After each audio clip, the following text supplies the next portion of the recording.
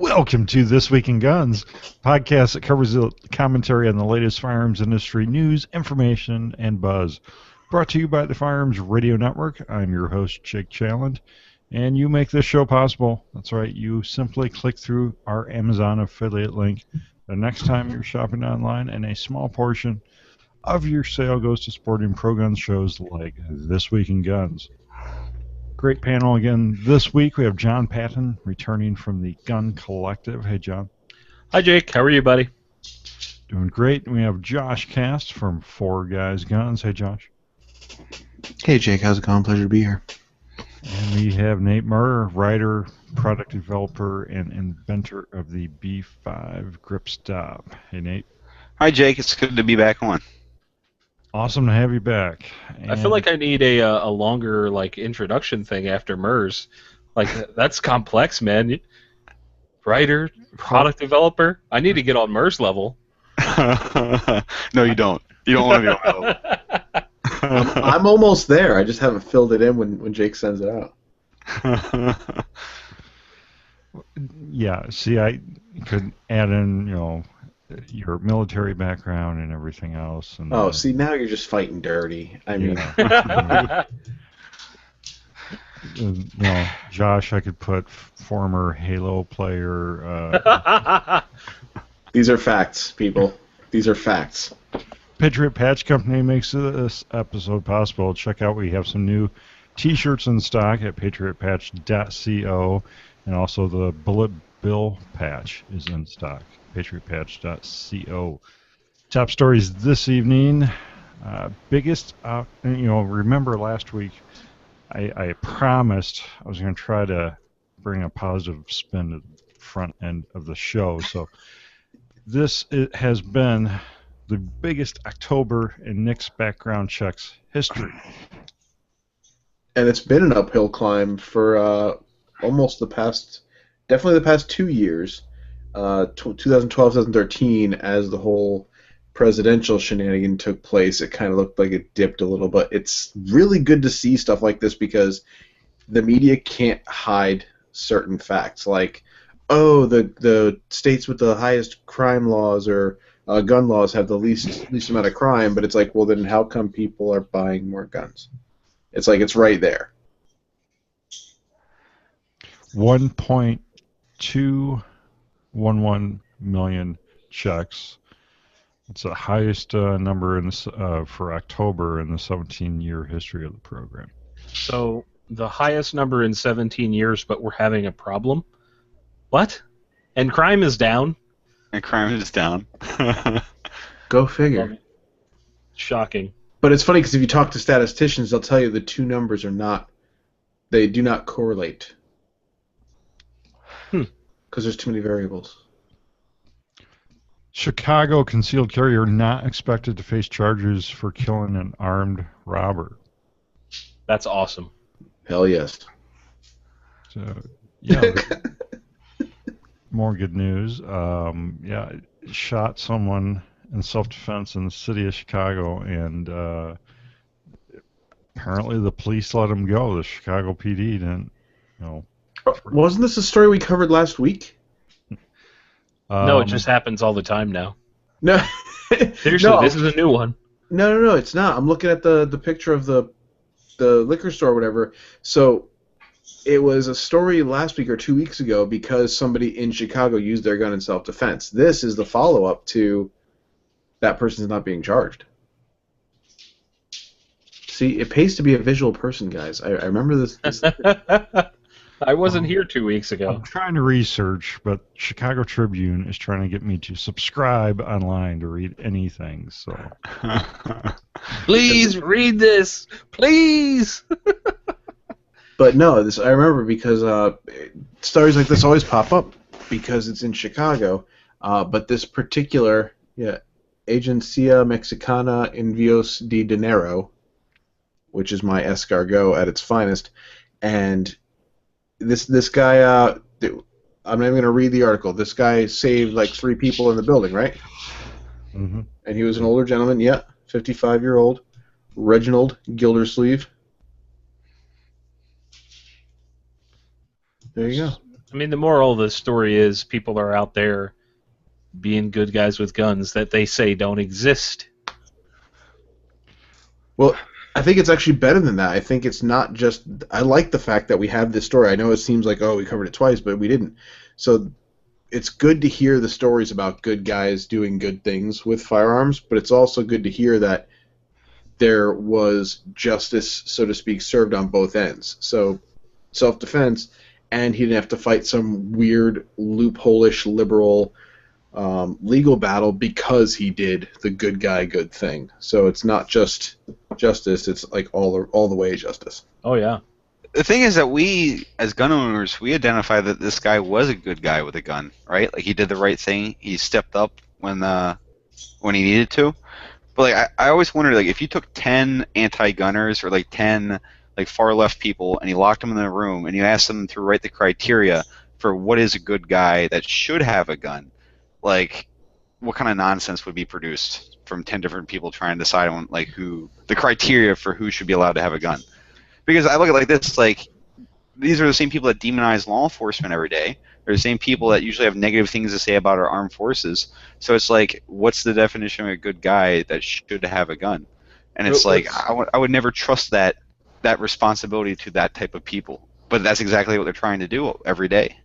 What's very funny is the same people that are offended by police, if you ask them that kind of question, you may get, who deserves a gun? Well, police should have them, and military, and that kind of stuff, and right. Guns are bad. Okay. But then that's usually the same people that say that all cops are racist murderers and military guys are all a bunch of baby killers, terrorizing those poor people in the Middle East. So it's like whatever. The guy did the right thing. It's good that we as Americans that we have the Second Amendment so that people can defend themselves and the lives of innocent people. When seconds matter, cops are only minutes away.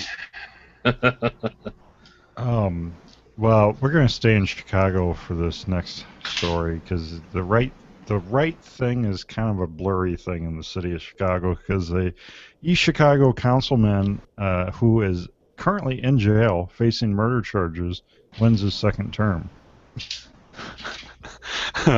This is just amazing. So this guy, yeah, he's in jail. He's in Lake County Jail pending a murder charge, and he ran unopposed, so that's partly why he won. But you want a seat? I mean, he's still on the city council. So, for the record, though, he hasn't been convicted of murder yet. He's right. He's pending trial. Right, in jail.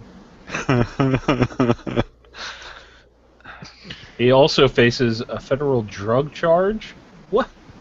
This guy is a champion of doing ridiculous things. He should run for mayor of D.C. when he's done with all this. That's a joke for the older crowd. That's a dynamite drop-in money. That's awesome.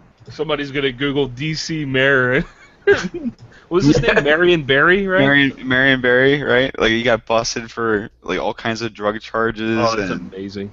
Like name something illegal, the guy did it while mayor of DC. He's all like that guy from San Francisco. And that guy from Canada. And the guy from Chicago. Oh, we're seeing a trend here. Oh, the Canadian guy. I forgot about him. I mean, I'm a crack. I'm the guy that always says that politician is just another word for career criminal. So these guys are like, they're living up to it. Proving me right. We'll get back to Chicago in a few stories here. Back to the firearms industry news. Aries Defense announces belt-fed MCR Light. So I would like to talk about this, seeing how I've broken their guns. Oh, you've broken their gun. So this is, first of all, this is an MCR Lite, which is an upper receiver assembly that fits a standard AR-15 M4 lower. So when I was a teenager in the 1990s, and I would go to ride my bicycle to my local grocery store to buy copies of Shotgun News, I used to open Shotgun News and look at this Aries Defense Shrike belt-fed upper. I'm like, oh, this is so cool. Someday I'm going to buy one of these. Well, I'm about as close to buying one of those today as I was when I was 15 on my bicycle. Because that gun, which has been advertised, that upper receiver, which has been advertised since the 1990s, I think like there's still like a 6-month or year, 2-year back order on those upper receivers, right? I think it was last summer I had the opportunity out when I was out in Phoenix to shoot the gun. The guys from Aries came out with the new and improved gun. They're very adamant against me and Peter Palma referring to it as the Shrike upper receiver. It's not the Shrike upper receiver, but that platform. It's the Shrike Light. Yeah, it's the Shrike Light. So basically, this is a lightweight version of an already lightweight gun. But my concern is they kind of tout the use of aluminum component parts on this upper receiver. So, I mean, like Peter, in a former life before he was a scout sniper, he was a machine gunner, and I think I've probably shot more rounds of 7.62 through a 240 than I have 22 long rifle in my life. I proceeded to promptly break their charging handle completely off their weapon because it was made out of aluminum. So anyway, like the reps that were there, they're very understanding, and you know they were okay, I guess, with me breaking their expensive machine gun. But like I'm saying, like there's no release date. Like it's cool that they're releasing this gun, but I don't know how anybody can buy it. You can't buy their products. They're not being made in quantity to be able to get them. So, I mean, it's cool. Don't get me wrong. I think it's a great concept and it's a great upper receiver. I'm just extremely skeptical that you'll ever see one in the wild. So, my biggest question here is, who are they trying to sell this to? like, It's a $3,000 upper. Well, that's actually I think down in price from what it used to be. It used to be like a 5 or 10 grand upper, right? Jeez. But Peter wrote an article about it for Recoil magazine. I was there when that's what we were there for. We were there to shoot this machine gun, so Pete could write it up for Recoil.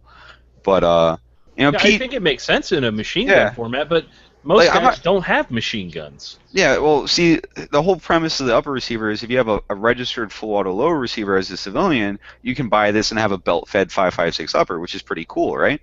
Sure. Alternatively, for the military application, the platform weighs significantly less than a 240 or a 249 Sol, right? So, like, if you look at like a Mark 46 or a 249 Sol, they're both fairly heavy weapons. So the Aries beats out the Sol in the sense that it's extremely lightweight. The barrel change is very easy.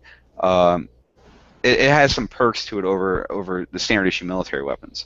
But the thing is, like, I've yet to see a single picture of some tier 1 dude running around with the Aries upper on their gun in country. So, you know, like it almost seems like it's one of these companies that's perpetually chasing military contracts. Well, I think the thing is they're perpetually changing the design. Like their system has changed so much that like if you had an Aries upper from like 10 years ago and you have an Aries upper made yesterday, I don't think there's any parts interchangeability. You know what I mean? Like they've changed it so much over the years. Like I said, since I was in middle school, like I've seen this gun advertised, this upper receiver advertised, and I've shot it and it's neat. I mean, I'm not necessarily sure I would take it over a Mark 46 if I was going to like Afghanistan tomorrow, but like I said, it's cool. It's a really cool product, and I enjoyed shooting that platform. I'm just skeptical that they're going to be made in quantity, even to fill like the class 3, civilian guys that have AR or M16 lowers. They need to stop changing it and just make it in a workable version. Like it's already lightweight. I don't understand why they're releasing a lightweight version with more aluminum. Aluminum's not like the best thing for machine guns in my opinion, but what do I know? I just want to say linking ammo sucks. It does. So. Well, you got kids now. You just teach them how to do it. Teach them to link. Teach them to link brass. Thing. Teach them to link brass and how to pick it up. Oh Jesus! Congressman's wife launches Mothers Against Gun-Free Zones. That's awesome. Holla! Where is this? I don't have a location in front of me. Indiana, it looks like. Christy Stutzman, his wife, Representative Marlon Stutzman, Indiana. So this is in your hood. Well, it's cool because this woman who is a former teacher, she's a mother herself. She believes that by getting rid of the gun-free zone and allowing people to protect themselves, that it's probably going to affect, the ability for these killers to come on the campus and terrorize the students, which I'm 100% in agreement with. I look at like politicians and like high-level celebrities, all these people that have armed security. Like if you're like a Delta Force commando and you get out of the service, like you know what a good job is protecting rich white people. Like that's a job you can definitely get if you want, right? So the thing is, like all these people that have armed security, armed with the latest and greatest, weapons out there, they have that level of protection. But us as middle class people or lower middle class or whatever your social status is, we barely have enough money to train and shoot our own pistols for self-defense, let alone hire bodyguards. So the idea that like, well, I need protection, but you don't, and I can afford protection, but you don't, so you go without while I remain protected. That's extremely insulting. That should be insulting to every America that doesn't have that money, which is 99% of Americans.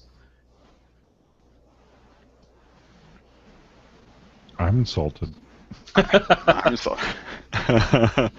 I'm offended. No, wait. We have a whole segment for that. Hang on. Oh, goodness. We'll get to it. I would rather be shot by a smart gun than to sell one. This is a Truth About Guns article titled.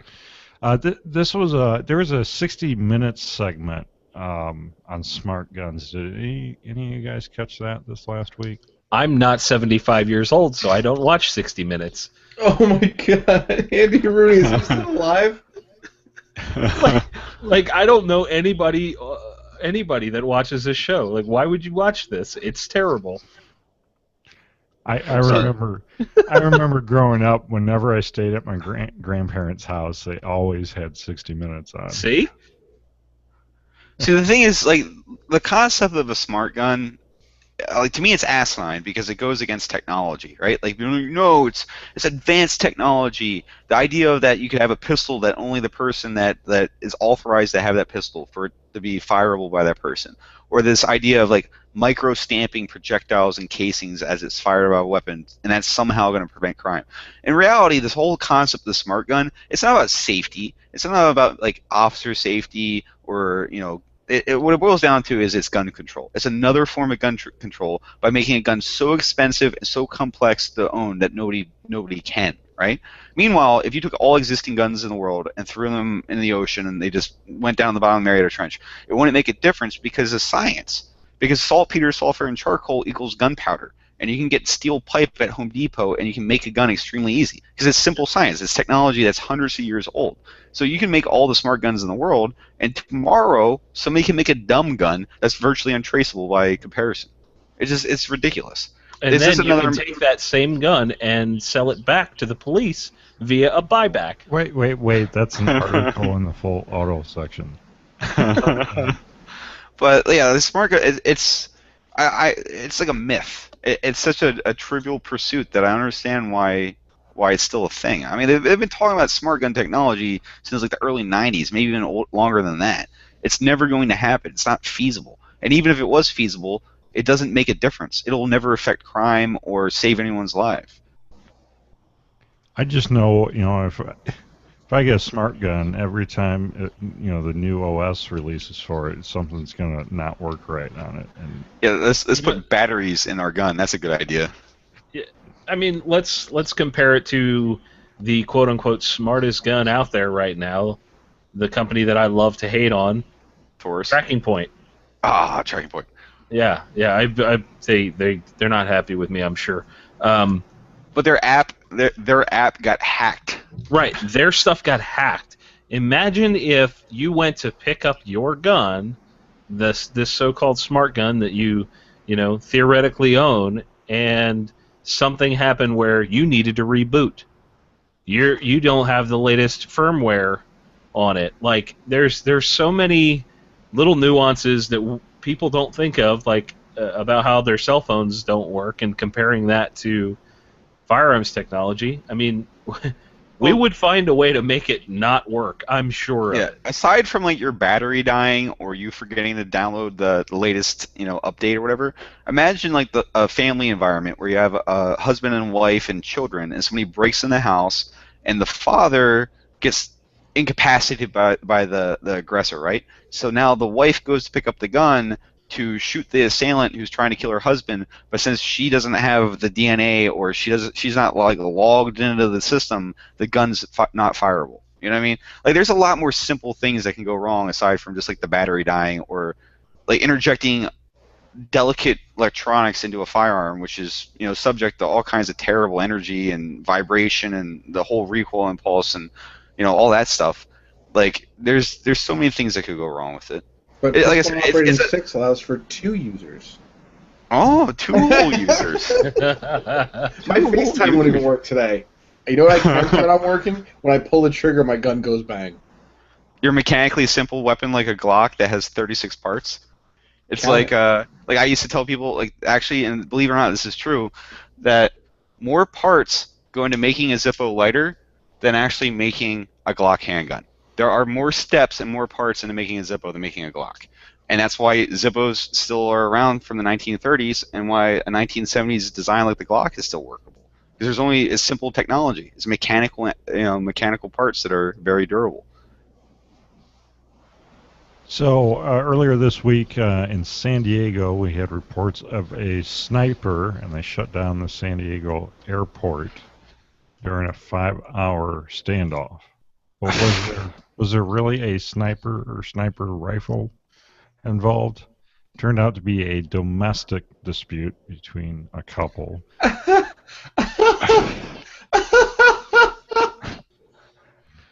Wait, so what? this article doesn't read very clear. It doesn't really say exactly what happened. Oh my god. I mean, I saw this going around. Yeah, I most posted of it it on was all Facebook. about. He was like, "Oh, how did they even get a gun in California?" But he has people for his quote unquote real job that were flying in and out of San Diego at the time this was happening. So he was, genuinely concerned for his staff, and it was over a domestic.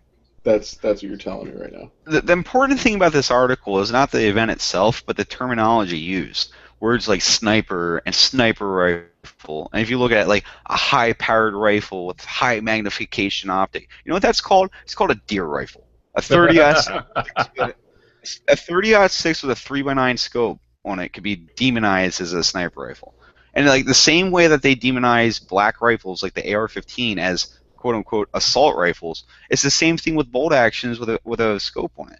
Like, oh, we need to do something with the sniper rifle problem. This unreasonable sniper rifle obsession Americans have. I mean, rifles? They're all just rifles. It's funny. It's kind of like, I was saying, like the smart gun thing. It's another control measure. It's another attempt at gun control. The same thing with the verbiage used in this article by demonizing a bolt action rifle with a magnified optic as a sniper rifle. Like just like how all AR-15s are assault rifles. Words have meaning, and it's aggravating for me as somebody that like understands firearms to see those words strategically used to incite the masses, to get people worried and upset. I just think this is amazing. Like, does no one else see that this is what California has become? That a domestic dispute has become shots fired. It's an active shooter. Media took it hook, line, and sinker. Roll out SWAT, shut down the airport, and it's a dude arguing with his lady. Well, no, apparently he did fire rounds through a door. Through a door after barricading himself inside his nearly apartment. hitting them. Right, nearly hitting them, but we have no idea where it went. No hanging out windows off of rooftops. Shots fired at random civilian passerbys. He wasn't in a hide. There was no. Was he wearing a ghillie? Was he wearing a ghillie suit while this all went down? No, he's an African American gentleman who got into a dispute. So chances are the AR-15 was actually just. I hate to sound racist, but it's probably just a carbine made by High Point. Honestly, it looks like he's wearing a members only jacket. So he didn't have a dope book and a Kestrel wind meter or anything. No. He didn't skull drag across his living room to get to his hide site. Okay. But think about it. They shut down the airport. They rolled out SWAT for a domestic dispute. If this happened in Nashua, they'd probably roll out SWAT because they're bored. Yeah. But that's it. It wouldn't be an active shooter situation. It wouldn't be shutting down Nashua Airport. Like it wouldn't. This kind of be a stuff thing. happens all the time in Philly. Like people are always like every other city, because it's San Diego.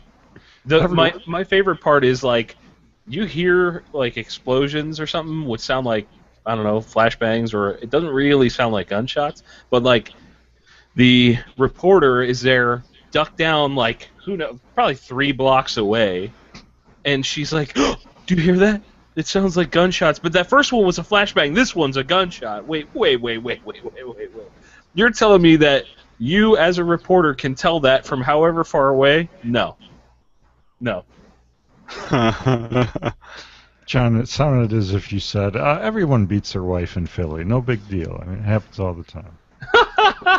I meant people shooting randomly and all that sort of thing. I didn't mean beating their wives. I mean, I'm sure that does happen. I mean, John didn't say that, but he also didn't not say that. You can't do that in Maine. They actually have like street signs with like a face and like an impact sign. The thing it's like domestic violence is not punished by law or drastic. It's crazy. I'll find the street sign real quick. Please do. Post it in there. Like some guy's driving home and he's like, I was gonna beat my wife today, but that sign really put things in perspective. It's just like the reason that guy didn't go shoot something in a gun-free zone, because he followed the sign. Right. Hey, signs save lives, John. Okay, right. They save lives. Oh, that sign says "Don't beat my wife." Oh, I'm pretty sure the wife beater's on his cell phone anyway while driving, so that's irrelevant. Wearing a Tap Out T-shirt. and listening to Nickelback in his Trans Am. With a chain wallet. I'm sorry. We're just going to get really mad. People are going to get mad. All right. Colorado gunman goes on shooting spree despite increased gun control laws. And Colorado Springs shooter video log revealed, did Colorado's open carry law delay police response to Colorado Springs spree killing? Three separate articles here, same story. So yeah, this guy just woke up, seemed to wake up one day and said, yeah, I'm going to set this place on fire and go shoot some people. And this crazy guy unfortunately killed 3 people at random at around 9 a.m. On October, I guess that was Halloween, right? October 31st. That's Halloween, usually. I didn't even see this in the news. Neither did I. I didn't even know this happened. So, city police eventually confronted him. He refused to drop his weapons, and they had to shoot him. And yep. So, yeah, unfortunate set of random violence, random evil dude running around the street. I mean, there's very little details available at this point, but the point of this article is to simply point out the fact that I believe it was Governor Hickenlooper signed multiple gun control laws a couple years back after the Aurora shooting, and there were universal background checks, a ban on high-cap mags, aka standard capacity magazines, and a bunch of other nonsense rules about background checks and blah blah blah blah blah blah blah blah blah. Crime still happens. This psychopath was not stopped by new laws. Well, I mean, maybe we just need some more laws. Let's just legislate this problem away. That seems like that makes sense, right? Because there's literally thousands of laws in the book, a lot of them involving violent crime and murder, and you know that it still happens, it still occurs. So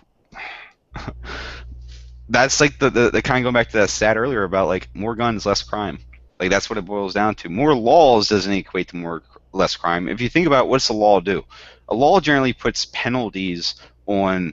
It's like cause and effect. Like if you do this, you're going to prison for 25 years, right?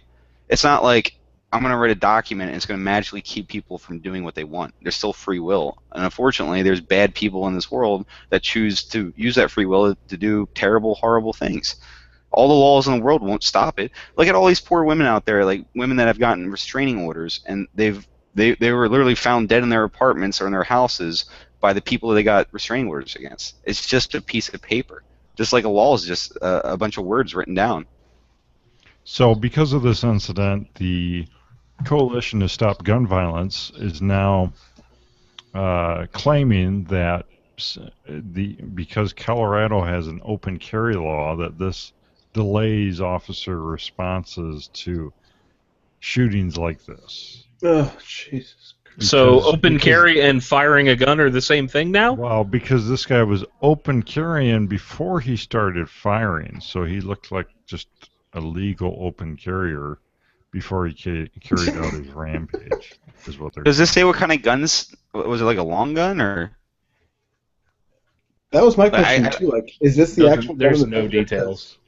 Like, there's no data to go off of. I mean, like, if I'm walking out of the woods with my deer rifle trying to work my way back to the truck, I'm technically open carrying as I walk down the street to my truck, right?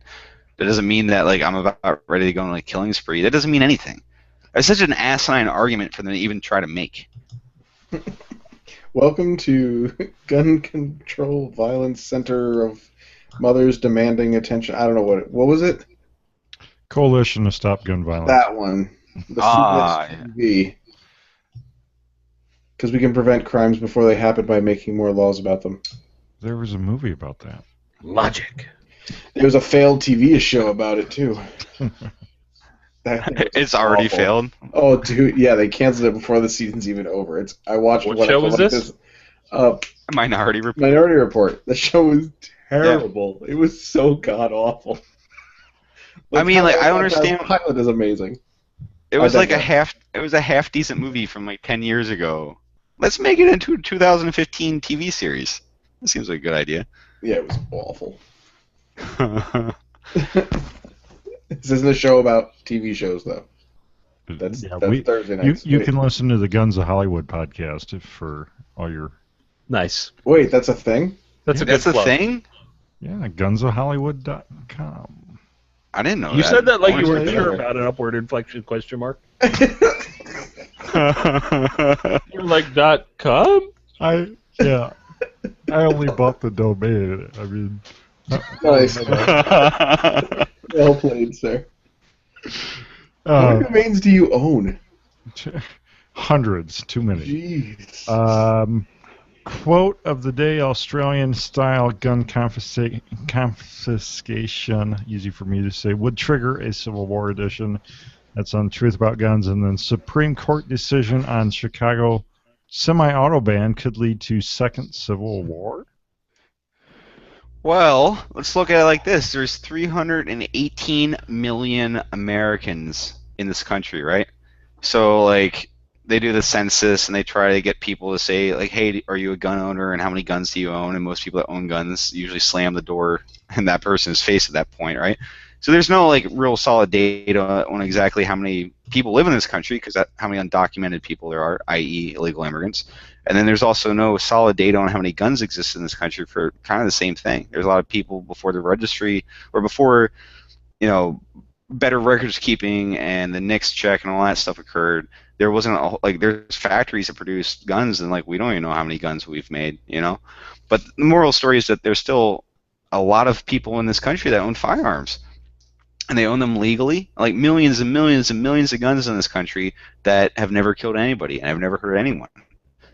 And if you tried to demonize those gun owners, if you tried to say that they're all felons now and that they all need to turn their guns in to be destroyed, that's exactly what would happen. It would start another American Civil War. That's not like some like scary stuff to say. It's honestly the truth.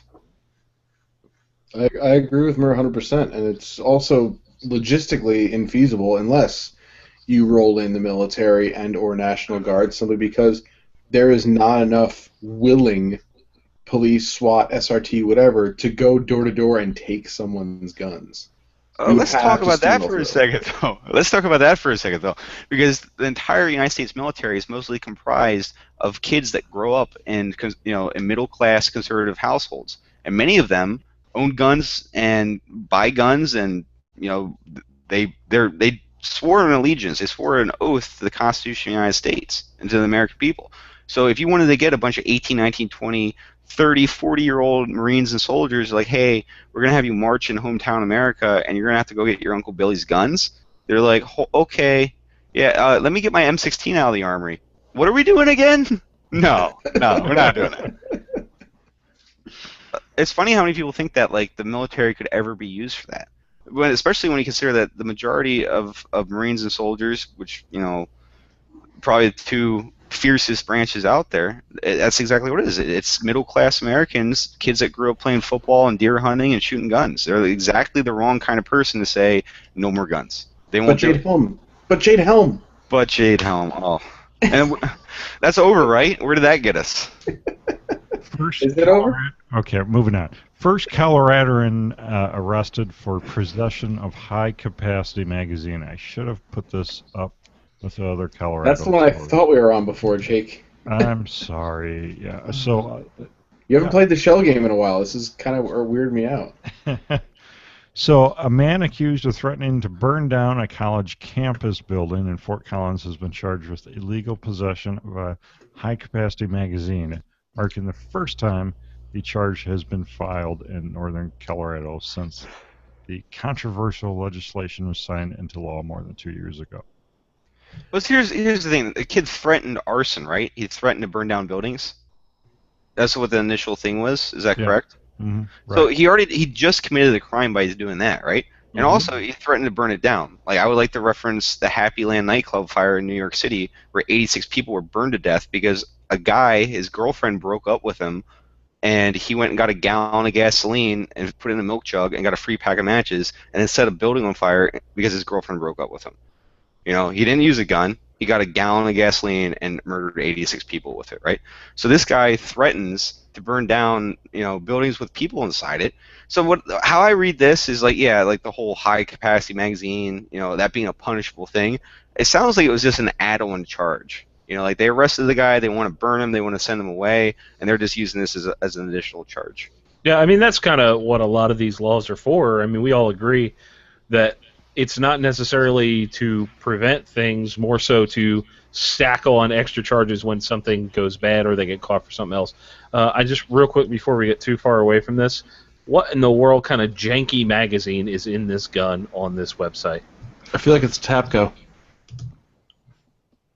And never mind that it's an SBR. I mean, but that is made of recycled Pringles lids and milk jugs.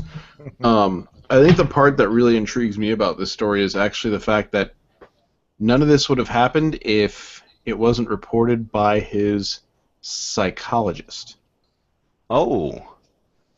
So here's where we dance that little line about, at what point do we start infringing Fourth Amendment? And this is, at what point does he now rebuke that? So he never actually threatened a physical person. He said this to his psychologist. Wow. So also, yeah. So like also, like I just want to point out, like, there's nothing on that photograph saying that that's the gun that the guy owned. Oh, I know. This is an article written by Nick. Well, this is an article written by Nick Leghorn, who I enjoy his writing, but maybe Nick could put something in the comment section where this picture came from, because that's not necessarily like a positive thing there. You know what I mean? But yeah, like what he was saying about the psychologist, like the guy was already apparently being treated for a psychological disorder, or else he wouldn't be seeing that guy in the first place. Well, is that psychologist or psychiatrist?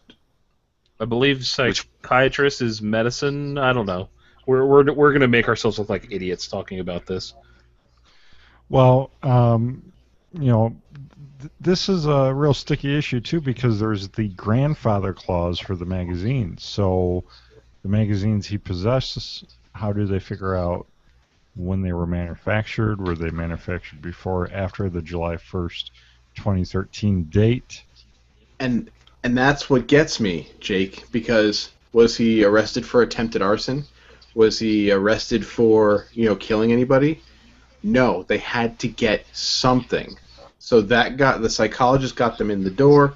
They found something, which is basically what it looked like they were going after, was finding something.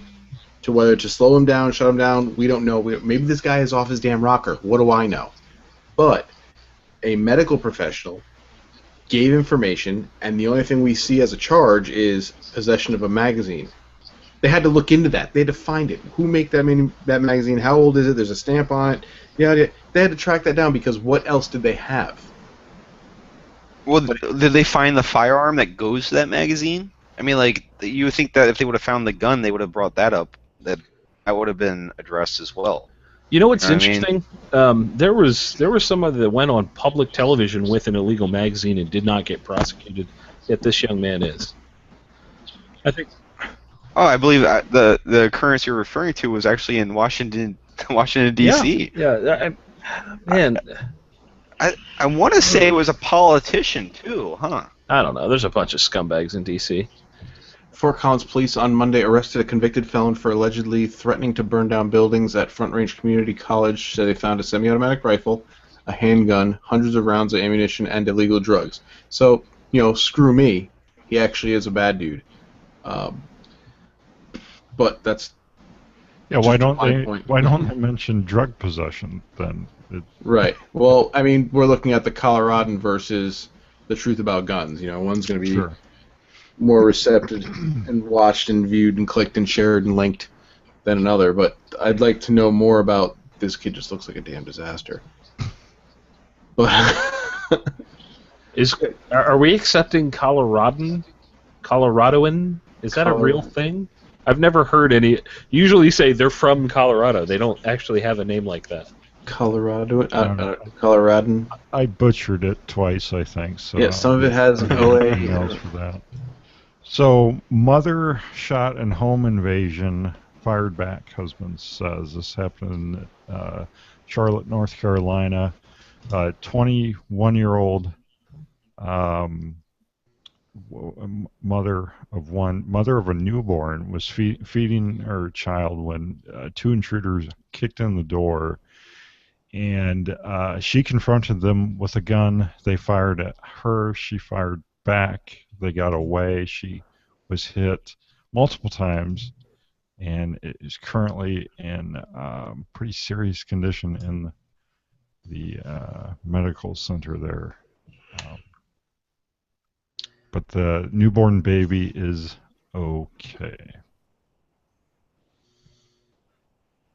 That's a shame. At least she shot back. I mean, like, sometimes the good guys get hurt too. It's like sudden violence visits you. You don't always get to walk away clean. Yeah. But that's the reality of the situation. But even though she was injured, it sounds like the good guy still won in the end. Yeah, they started someone started a GoFundMe page to help cover her medical expenses, and the goal was met within hours of this being shared out. So that was kind of cool to see. He is a convicted felon. All right. Who's a convicted felon? I'm still on the last one. I completely disregarded anything in all forward progress. Oh, thanks. Thanks. I had my head wrapped around it. Sorry. Way to go, Anchor.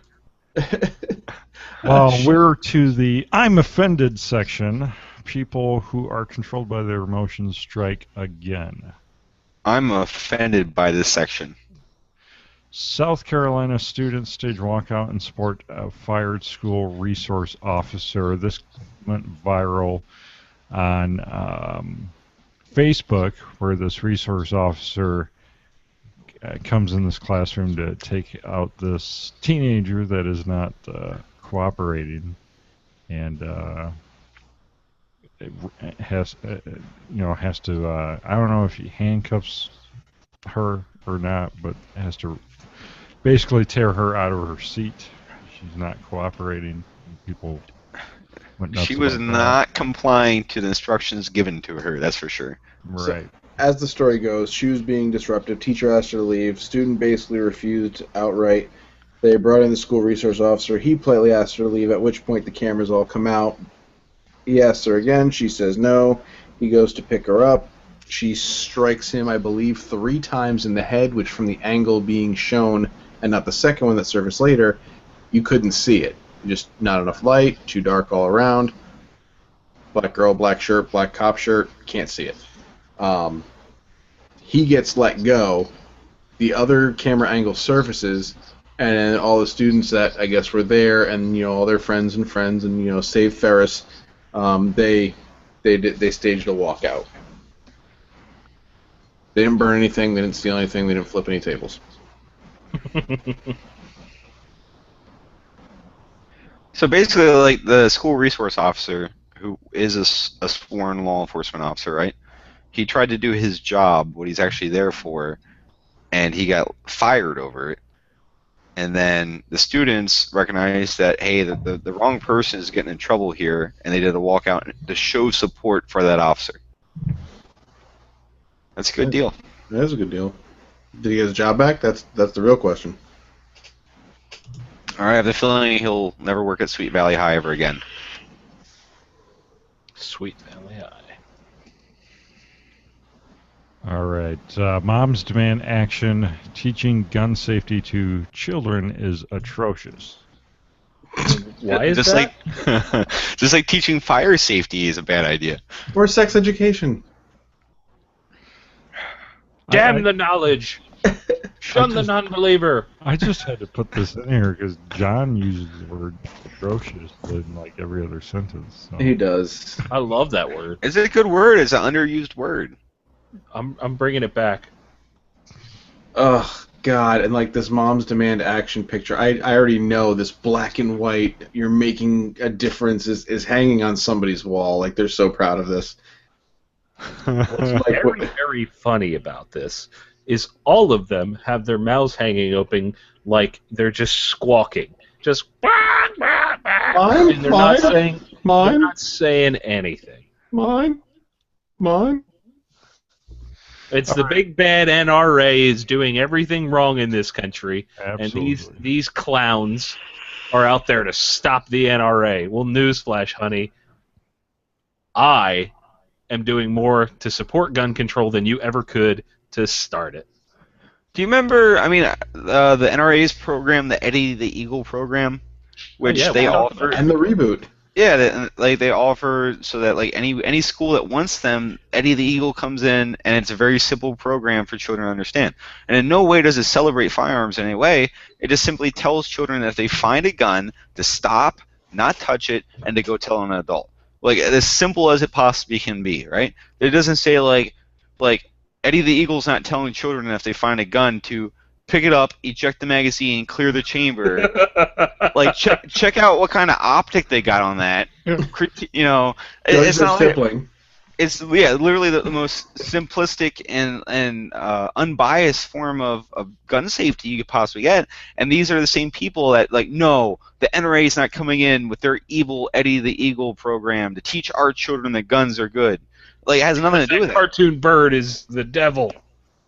Exactly. Like it's like, how would that's a good message. Like to be honest with you, like growing up, I don't ever once remember ever in any grade anybody ever telling me what to do if I found a firearm. Like if I came in on a Monday, right, and I go to recess and a bunch of kids were doing like a bunch of people were doing some illegal activity on the school grounds over the weekend when nobody was there, and somebody happened to drop a pistol and I happened to find it as an 8-year-old, like I wouldn't have known what to do with it because the school never told me. But because my parents told me what to do if I found a firearm, I would have known what to do. It's not a piece of information that was given to me by any educator at any point in my life. So it's like really interesting here is that they would this kind of group would educate people or children on knives and things of that nature, but they wouldn't educate them on a firearm. You know, you get educated on all kinds of stuff. What's dangerous when you're a kid? Yeah, like just like you're taught if you're going to cross the street. What are you taught as a child? Every child in the world is taught what? You're taught to go stand in the middle of the road and dance around and spin a hula hoop. Exactly. Right? No, every kid in the world is taught to stop and look both ways before crossing the street. Right? That's like a universal thing for the most part. So the thing is, like, if we can teach children like safety and all these other things, like don't touch the stove because it's hot, and don't cross the street without looking both ways, or you might get run over. Like, why is it's such like, you know what? If they have a problem with the NRA's program, or they have a problem with children learning firearm safety, then they should create their own program. They should be the ones trying to educate children, but they won't. It's not important. They say they care about the children, but in reality they don't. You would actually have to know something about firearms to be able to teach firearm safety, and these people know nothing about firearms. I would really like to know Shannon Watts. Is her name Shannon Watts, right? Yeah? I believe so, yeah. I would really like to know how much money she is making from this. Millions, I'm sure.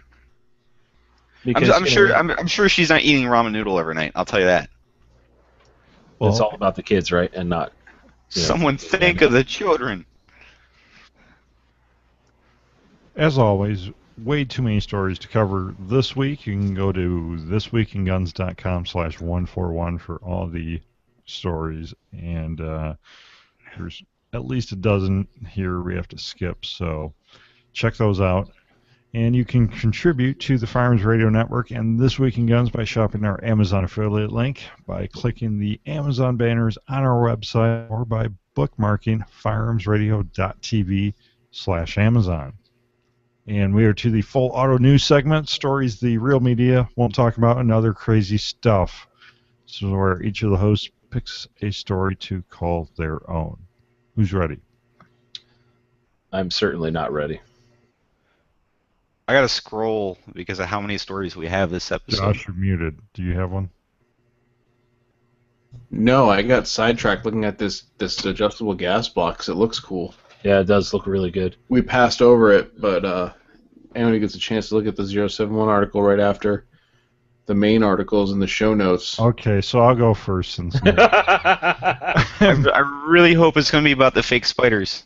Man leaves 5-year-old girl in desert with 45 and says, "Shoot any bad guys." So good. So a So 53-year-old grandpa is facing felony charges after he left his 5-year-old granddaughter alone in the desert with a loaded .45 caliber handgun and instructed her to shoot any bad guys while he went to grab a cheeseburger and some drinks. Yeah, well, that's one way to do it. But apparently he forgot about his granddaughter because they're apparently he went shopping or something, forgot about her because the girl was reported missing and was eventually located by her mother and an off-duty firefighter. It's just me, or just gonna look like a creepy Republican Steve Jobs. He looks like somebody out of Sons of Anarchy a little bit. So go ahead, Jake. The girl was found still holding the gun that her grandfather gave her. Apparently, they went out shopping, the two of them, and his truck broke down, and they started walking, and when the girl started to complain, this dude left her sitting under a tree with the gun.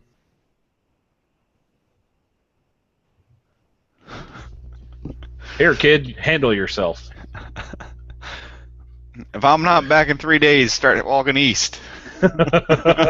I mean, maybe this article just paints him in a bad light. I mean, maybe he's the world's coolest grandfather. Maybe that girl's the best shot this side of freaking Mississippi. However, I would take my dad out back and beat him senseless with a rubber hose and a flip-flop until he fucking understood. Oh, timestamp. Like, are you kidding me right now? My son just turned 6. I wouldn't leave him with a .45. And he knows not to do stuff. Like, that's... Wait. Did he get educated by Eddie Eagle? Yes! Maybe a 9... I mean, at that age, maybe a 9mm, but certainly not a .45. Right? I mean, jeez. Oh, my God. Like, what?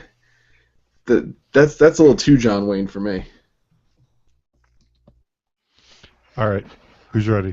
All right, I want to talk about man killed for grabbing last piece of chicken, police say. Nice.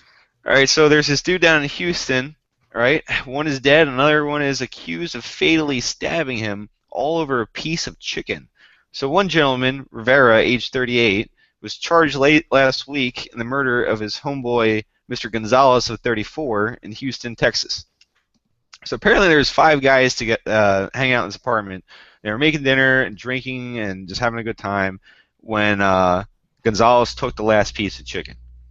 So this escalated into a very savage fist fight, and that spilled out into the parking lot, and at one point Rivera grabbed a knife or found a knife or deployed a knife and stabbed Gonzalez to death. So the important part I would like to note that the aggressor here, the person that committed the crime, which is murder, was not a U.S. citizen. He was not a U.S. citizen, but he was caught and charged and is being held in the Harris County Jail on $200,000 bond. So don't get me wrong, dude. I like some chicken, but you know, Jon Patton grabbed the last piece of chicken. I might call him some negative things, but I'm not going to stab him. That's for sure. Don't call me names. Oh yeah, you'd definitely get the D bag, or you're a dick, or who ate that chicken, you mother. Nah, you I'm not shanking anybody for chicken. I don't care who makes it. Now, I would like to say, if we were on a desert island and there's the last piece of chicken and John took it, I would totally stab him to death. And have ribs afterwards. But that's international waters. And Guys, come on. Come on. have ribs afterwards. John, your new name is going to be Succulent. That's what's going to happen. Oh, that's like, hey, yo, delicious. So, I mean, like, this goes to be one of those things where a bunch of guys were sitting around drinking, so alcohol was involved. Who knows if anything else was involved as far as things that impaired judgment. But a person made a conscious decision to take that last piece of chicken, and somebody else made a conscious decision to stab him for that action. So, another case of free will. It gets real in the hood, man. There's some good chicken. It's tough times, man. Hey, we're in a recession. All right, I've got one. All right, John. The question of the day from T-Tag is, what would Jesus shoot? This is basically a good way to post a video from Forgotten Weapons where they took a costume. Ian got dressed up as Jesus and shot the Chiappa 3-barrel shotgun, which is really neat, and I totally want one. But I think the more important thing that we need to discuss here is, what would Jesus shoot? I mean as far as I'm concerned, he's going to shoot a GAU, whatever, the 20mm cannon, handheld, because that's It's right? not the tourist judge. I mean, I'm going to say dare. Don't you do it. We've skipped. We have not talked about them. Don't bring it up.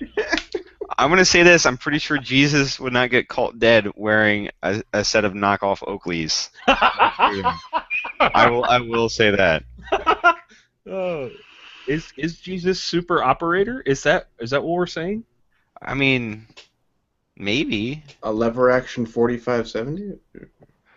I mean, I'm pretty sure it would be a 500. I mean, let's be honest here.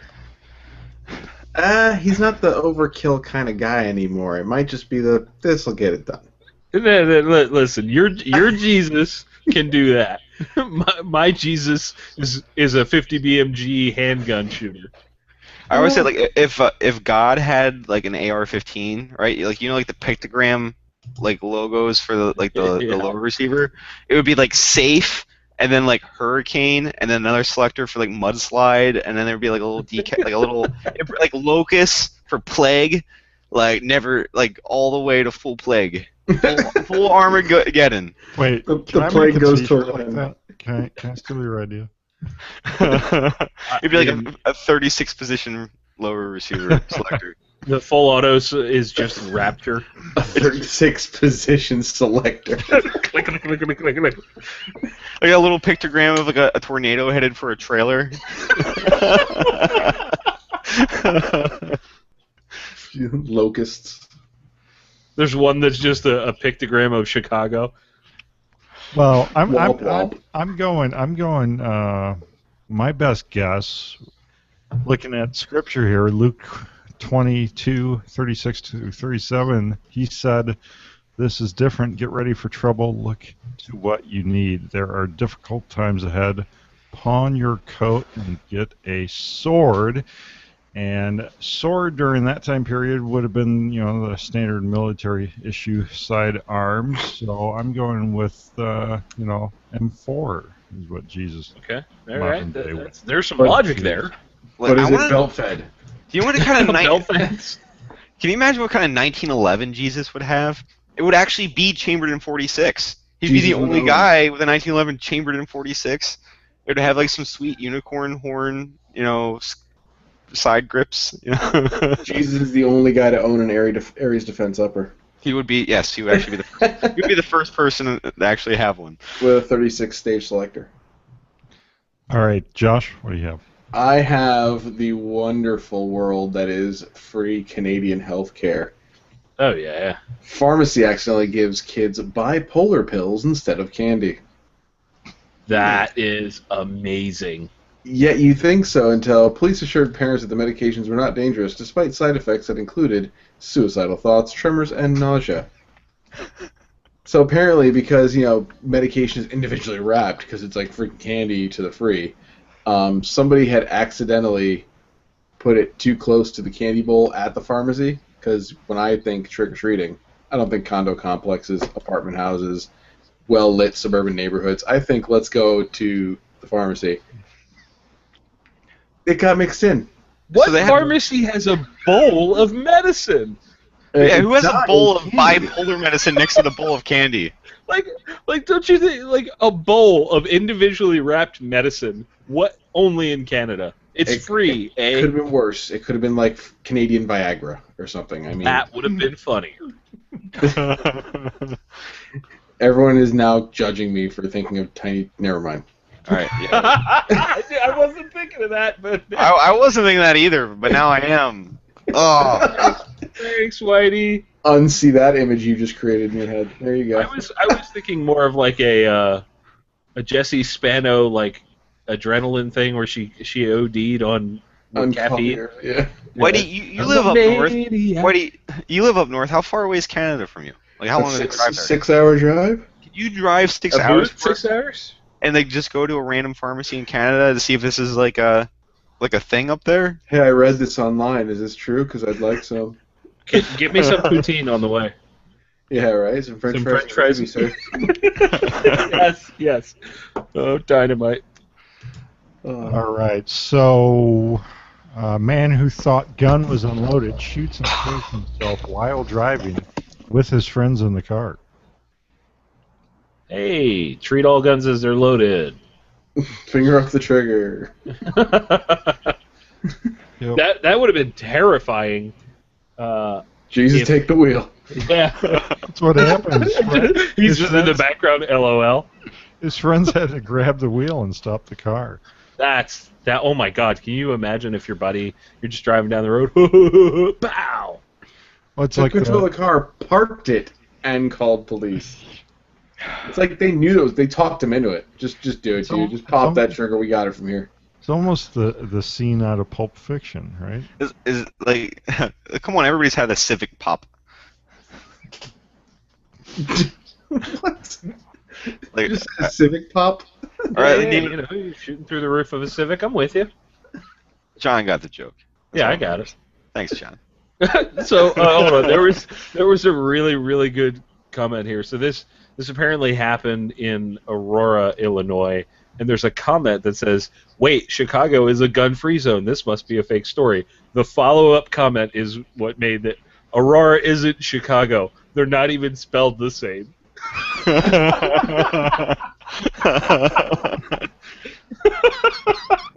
Oh, so good. I love the internet. So here's another one of those fun little overreact active shooter situations. USF Tampa activated the emergency alert because of popping balloons. We can't even have balloons anymore, people. Can't even have balloons. Mistook for gunfire and called 911. This is like that stupid tweet where the person had earplugs on the ground. They were like, "Rubber bullets, can anyone confirm?" Mississippi man bombed Walmart store after the chain stopped selling the Confederate flag. Is this like he did an upper decker, or? Yeah, bombed how? Why is this here? Hey, it said bomb, not crop dusted. Okay. So, yeah, he threw a newspaper-wrapped bomb into the store and yelled at the employee, "Run!" What? I feel like it wasn't actually a bomb. The bomb didn't go off with enough force to do any real damage to the store, and no one was hurt. However, experts say the package held enough explosive to damage the store if it had been assembled differently. So basically, it sounds like the guy put some explosive inside some newspaper, much like a firework, and then when it went off, it just shredded the paper harmlessly. I wonder if he threw a canister of tannerite in there. Nah, he would have had to shoot that then. Well, come on. You throw a bomb into Walmart, you're not the smartest individual. He's probably wearing a Confederate flag while he did this. I want to know what this was. This is shenanigans at best. It just sounds like somebody on the low end of the gene pool got upset about the whole thing, and then, I mean, to me it sounds like a cry for help more than anything. If the guy wanted to hurt people, he probably would have done things a lot different. You especially don't warn the employees to run when you throw something like that, right? Yeah. Message sent, message received. Gun dealer shoots 2 at Expo Idaho gun show. I'm just looking at that one too. Like you can't say no one gets shot at gun shows anymore because somebody's a freaking reckless jackwagon. Negligent discharge. 74-year-old gun vendor Washington told investigators he was securing a Savage Arms BMAG .17 caliber bolt action rifle with a plastic zip tie when the weapon discharged. Note to self: .17 will go through 2 people. Oh. That 17 is as far as I'm aware, it's a 17 Winchester Super Mag, which means it's going about 3,000 feet per second. It's going through 2 people. Hollow. Takes down coyotes too, right? Speed kills. You know, that's always been an annoying thing to me, like at gun shows. Like for whatever reason, people go to gun shows and they think that like the firearm safety rules no longer apply. Like, oh my god! Think about how many times. If you go to a gun show, you're guaranteed to get flagged with a gun at least like 50 times in 1 hour. But it's zip tied, Nate. It's zip tied. That doesn't mean anything. So people, when you know, to give perspective to the folks listening, when you work at a gun store, you get flagged 10, 15 times a day normally. I mean, at least by people you're directly working with, and then probably another 30 you don't know about. Now combine a bunch of gun shops into one big place, right? You're getting flagged nonstop, and people just, because it's not in a store, they just forget. Like Nate said, that they just don't even care about gun safety. And some of the guys that go there and only sell at gun shows don't care anyway. You know, they don't respect it anyway. So you've got people that will point, like I'm like, yeah, just go ahead and like maybe point it at the ceiling or the floor or something like that. And then you've got the guys that'll like shoulder it. Well, they'll shoulder it like they're pointing up at the ceiling, but they're like right above. Like I'm like, dude, push the thing way up. You're not trying to make a shot here. You're trying to feel the gun. Good Lord, what's wrong with people? The thing is, you also don't know like who handled the gun before you, right? So if somebody with malicious intent wanted to drop one into the chamber and then put the gun back on the table and walk away, like you don't know. It's Right. like it's no different. Like you treat every weapon as if it was loaded, right? It doesn't matter if it's a gun show gun or your own gun or a gun you find in a parking lot. You know, it's aggravating, and that's how. So this was completely avoidable, and on so many levels, this was avoidable. It was a complete act of stupidity. Yep, and it was all because of negligence. That's the key word, negligence. All right. Well, that about wraps us up. Patriot Patch Company makes this show possible. Check out the Patriotic Flag 4-pack and the diversity T-shirts at patriotpatch.co, and we also have new patch pre-orders up. All right. So, Nate, what's up in your world? I haven't been writing as much lately. I've been doing a lot more product development stuff. I'm pretty excited. Kinetic Development Group is making my charging handle, and that should be hitting the market here within the next couple of weeks, just in time for Christmas. So that's pretty exciting to have another product coming out. A bunch of other products that I've worked on that I've contributed to with a couple of different companies. They're coming to the market too, so pretty soon. So I'm excited for that. From the inventor point of view, that's always exciting to see things that you came up with and conceptualized to actually be able to hold it in your hand. So I'm pretty stoked about that. I've been traveling like nonstop this entire fall, so I'm really looking forward to taking a breather here. So, a SCAR charging handle, you said? Yeah, it's a fully ambidextrous charging handle that you put on a SCAR light or a SCAR heavy, so 5.56 or 7.62 SCAR. It has a radiused face, much like my Gripstop, shameless plug for the Gripstop right there. I'm gonna say it just in case tactical whistleblowers listening, right? Nice. So yeah, it has a very similar design feel to the Gripstop that way.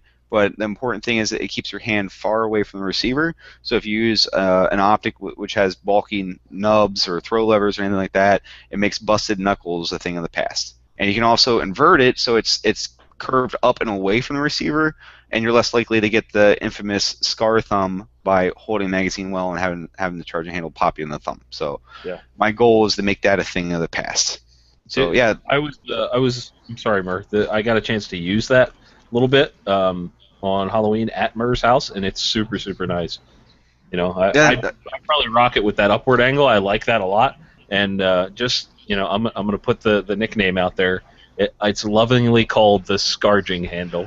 A lot of people have been calling it the scarging handle. It doesn't officially have a name yet, but I got to figure that out quick because the packaging is getting ready to get printed pretty soon. So yeah, it's really cool.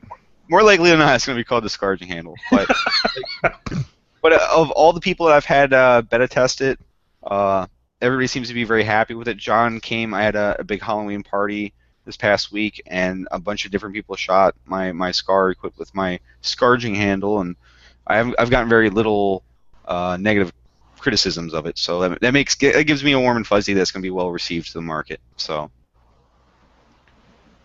very cool. Yeah, exciting stuff all the way around. It's it must be pretty cool to kind of dive in and develop these new products, things that you think up, and then see it go from something in your head to reality. Yeah, I mean, like, to me, I look at it like this. It's like it's just a charging handle. It's actually kind of stupid. You know, I mean, it's not like I designed like the replacement for the Molodeuce 50 caliber machine gun or anything. It's a small product. It's something simple. It's something that I've wanted for the last couple of years, and like people don't understand how hard it is to make things in this country. It's very, very difficult to make things in America, and it's not without shortcomings and hurdles, and sometimes the simplest thing in the world, like a charging handle, can take quite a bit of time to get manufactured. But I mean, it's not like my proudest accomplishment, but I think it's cool, and I think the consumer will too. I think it's going to be well received, so we'll find out. Very cool. John, the Gun Collective, what's up? The Gun Collective is still rolling right along.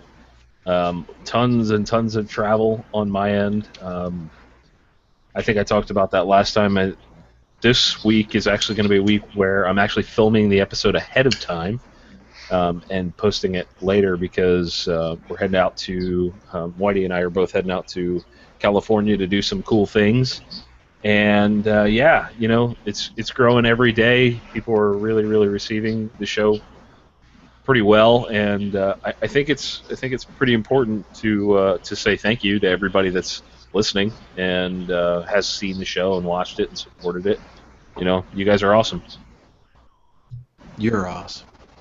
You're pretty awesome, John. Hey, pretty thanks. Awesome. I'm glad to see the Gun Collective growing. I'm very happy to see that you guys are getting more subscribers and that it's spreading like wildfire. I like it. It's a good show. Thank you. Seriously, I mean, you guys, the guy sitting here, for those of you listening, they saw it early. They heard about it, and they supported me from the beginning, and it's awesome to get that. I think I want to say it's coming up on like 9,000 subscribers. I'm gonna pop it on real quick and look. Well, it's something no one else was doing, and it's something people wanted. So it's filming. It's 8,871 subscribers right now, so should be at 10,000 before shot, which is incredible. I never would have called that. We launched in June, middle of June, and now almost 10,000 subscribers on YouTube alone. Tons of people watching on Facebook. Tons of people watching on Full30.com as well. It's awesome. I'm super pumped, and it's just the beginning. The news is just the tip of the iceberg. Very cool. Yeah, very exciting. Josh, FourGuysGuns, what's up? Sorry. Not much. Just doing a lot more with the photo and video for other people, less for us. I was very happy to get back on the range and put out a review, and I'm actually heading back tomorrow to get another one, so I have something that's popping off while we're away. It's good to kind of get back to where we started and kind of refocus where Four Guys Guns is going. And with that being said, we are doing the giveaway to end all giveaways, or so we hope. We're literally giving away over $60,000 in hardware over 4 weeks. We've partnered with Falcor, as well as Alamo 4-Star, US Optics, Geissele, bunch of really great companies, and we're literally first stage. You get like, magazines, and hold on, let me actually just pull up the damn site so I can read this intelligently. Yeah. Don't do it. I mean, next Tuesday, if you are one of the lucky entrants, you are going to win a US Optics SR4C, Alamo 4-Star D-Lock mount, Devious Customs Universal Pistol Cup holder, RE Factor Tactical Blasting Cap, and Tactical Targets. That's just kind of the warm-up. Week 2, Geissele Rail, Geissele Trigger, Proof Research Barrel, magazines that have Clint Walker's face on them, more RE Factor, Newton bag, and again the Universal Pistol holder. Week 3, we really start stepping it up with the Falcor Blitz SBR, Trigicon MRO, Alamo 4-Star MRO D-Lock mount, more Unicorn Killer magazines, pistol holder, a DMO Knives Reaper with Falcor Cerakote paint scheme, and tactical targets. The grand prize, of course, the crown jewel that everyone wants, is the Petra 300 Win Mag rifle, a 5-25 US Optics. What's it called? Scope. The big one. Again, on Alamo 4-Star mount. RE Factor arm board, because you're going to need to be able to do your ranging and estimations and write it down somewhere convenient. ASO bag to travel with, because you are going to go to the US Optics Academy, all paid expenses, to learn Long Range 01 at the US Optics Academy course in California under Tyler Hughes. That is a good deal right there. That is a massive ordeal. So you're winning one of 3 rifles in weeks 2, 3, or 4. Yeah, it's just, you can build one, you can win a better one, you can win the best one, and a trip out to Cali. I mean, like the guy that wins the chance to train under Tyler Hughes, that's the kid's a former scout sniper in the Marine Corps. He's a super solid dude, one of the most knowledgeable guys that I've ever met when it comes to long range shooting. And that's an incredible way. That's a really great giveaway right there. That's like hashtag all the good stuff. We've been talking about this with Clint for over a year now, because he wanted to do what he called getting the band back together. We ran this Once Upon a Time with Nemo a few years back, and it did really good and grew the visibility for everybody involved, and we felt like it was a great company to work with. So all in all, we got a lot of stuff cooking with a lot of great companies, and we're just literally trying to make sure we stay sane before SHOT Show. All right, very cool. And where do people go to? People can go to FourGuysGuns.com/giveaway if they want to enter. If you want to see the new review, which is the Kydex review no one wants to do, that is on just FourGuysGuns.com. You can also view it on Facebook.com/FourGuysGuns. You can follow us on Instagram and Twitter at FourGuysGuns, all one word. And yeah. Does the Kydex review just go to a blank page because no one wanted to do it? No, the reason why we called it the Kydex review no one wanted to do is because anybody who's done the review thing, whether you're just starting out as like a blogger, you have an interest in the firearms world, et cetera, or even when you're 300,000, 500,000, 1 million people follow you, it goes from being review my stuff to I just want to use you for marketing, and we get inundated with check out this, check out this, check out this, and I'm personally of the belief that plastic is plastic and a gun is a gun. You can only do so many things, and you can either do it well or you can do it crappy. So a defining characteristic of a good Kydex manufacturer is going to be the culture they've built around their product and their actual customer base, their actual performance of fit and finish of the product itself and how they execute it, anything innovative and new, or something that is just completely out of this world, out of the box, whether it be artistic or innovative when it comes to use of different materials and how they make these holsters. It's Yeah, as a writer, I'm gonna tell you right now, doing like Kydex reviews is like a really tough thing, and it's about as exciting exciting as reviewing pants. Right. You But know, you get asked it's all the time. All the time. I get 2 a week easily. Try this, try that. Listen, it either goes in smooth and comes out smooth with a solid retention. It has polished and finished edges. There's no nicks, burrs, cuts, or shenanigans. There's no burn marks because you made it too tight and you got to loosen it. Everything. I mean, everyone has their fan favorites, and this wasn't meant to be a review to kind of piss people off because there's too many companies at this point. I mean, 5 years ago there was like 5 people maybe where you're like, oh, it's either Raven Concealment or like it's Bravo or Off the Grid was just getting a huge notoriety 5 years ago.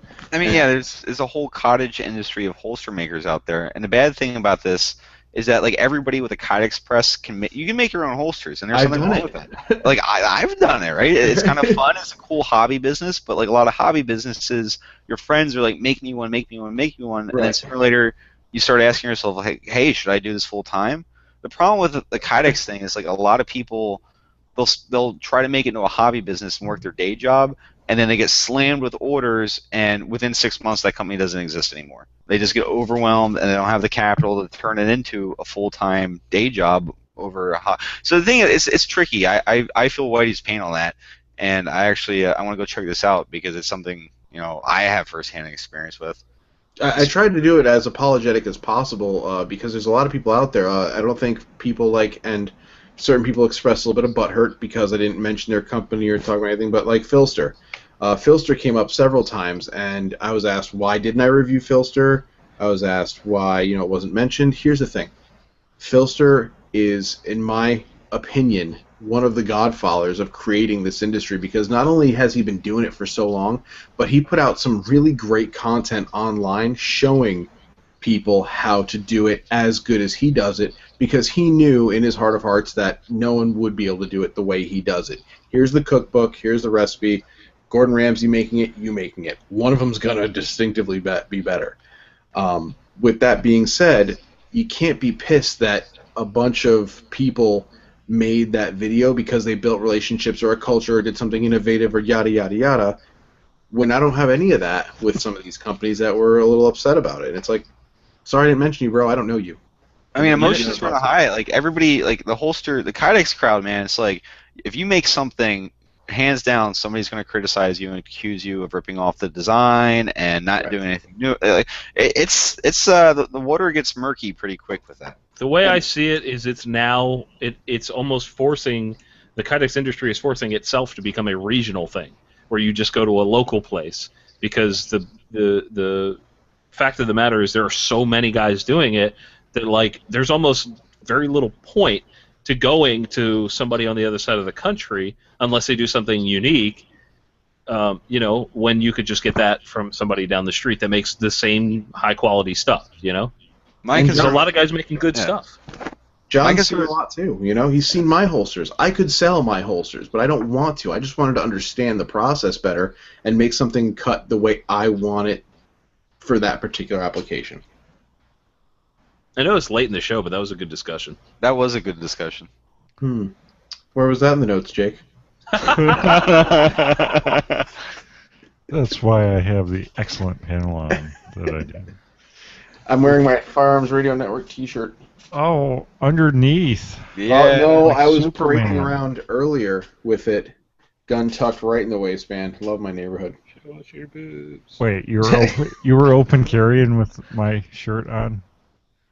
It says Firearms Radio Network. I mean, if anyone was shocked that there was a appendix carry on me. This is still America, Jake. Yeah, Jake. The black helicopters aren't here yet, King of Australia. You're practically... wait. Labe, mother... Yes. Leave your feedback by commenting on the bottom of this YouTube video or at the show notes at thisweekinguns.com/141.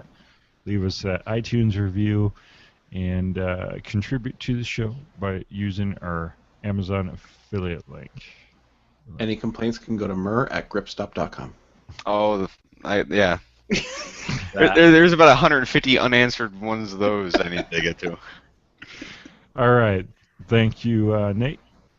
Thanks for having me on, Jake. Always a pleasure. Thank you, John. No, you're not allowed to end this. Thank you can't you, Josh. do this. Thanks a lot, Jake. Pleasure to be here. Thanks for having me. And that's a wrap. We'll see you next week. Bye.